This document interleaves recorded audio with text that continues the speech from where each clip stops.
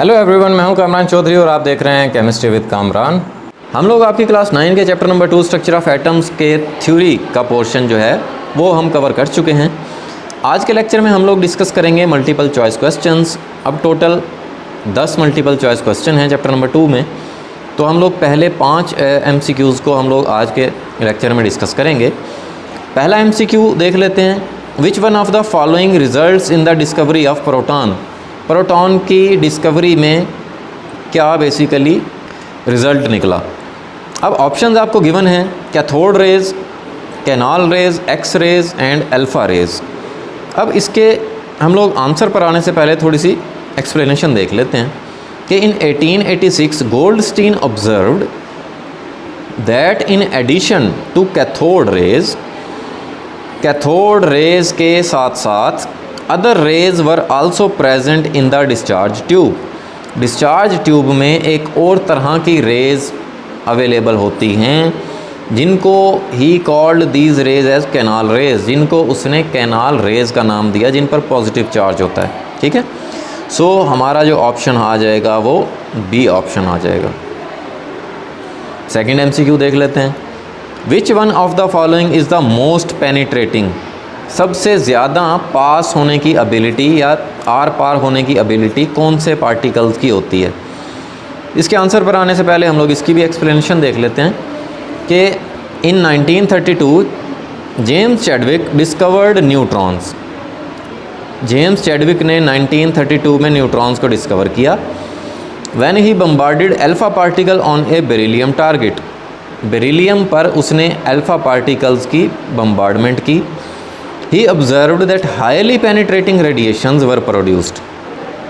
उसने ये पाया कि highly penetrating radiations, जिनके पास होने की एबिलिटी बहुत ज़्यादा होती है, वो प्रोड्यूस हुई।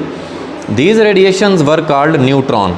तो उनको उन रेडिएशंस को उसने न्यूट्रॉन्स का नाम दिया। तो फाइनली हमारे पास जो ऑप्शन सी है वो करेक्ट है। नेक्स्ट देख लेते हैं MCQ, third MCQ, the concept of orbit was used by J Thomson, Rutherford, Bohr या फिर प्लैंक्स। एक्सप्लेनेशन देख लेते हैं इसकी।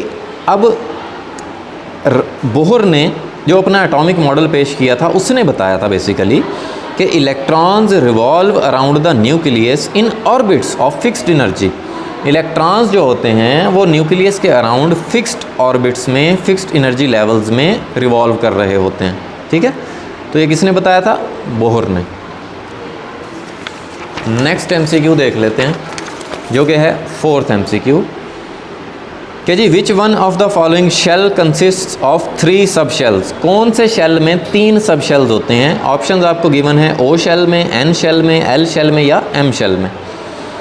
अब यहाँ पे आपको मैं थोड़ी सी एक्सप्लेनेशन दे देता हूँ कि जो पहला शेल होता है K शेल, उसमें एक ही सब शेल होता है S सब शेल, जिसमें 2 इलेक्ट्रॉन्स होते हैं।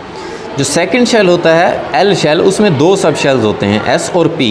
S सब शेल में 2 इलेक्ट्रॉन्स होते हैं, P सब शेल में 6 इलेक्ट्रॉन्स होते हैं। तो ओवरऑल सेकंड शेल में 8 इलेक्ट्रॉन्स होते हैं। जो M शेल होता है उसमें 3 सब शेल्स होते हैं, S, P and D। S subshell में 2 इलेक्ट्रॉन्स होते हैं, P सब शेल में 6 इलेक्ट्रॉन और D सब शेल में 10 इलेक्ट्रॉन्स। तो ओवरऑल 18 इलेक्ट्रॉन्स होते हैं। तो हमें अपना आंसर मिल गया कि जो थर्ड शेल होता है M शेल, उसमें 3 सब शेल्स होते हैं। जो फोर्थ शेल होता है N शेल, उसमें 4 सब शेल्स होते हैं, S, P, D and F। S subshell में 2 इलेक्ट्रॉन, P सब शेल में 6 इलेक्ट्रॉन, D सब शेल में 10 इलेक्ट्रॉन्स और F सब शेल में 14 इलेक्ट्रॉन्स होते हैं।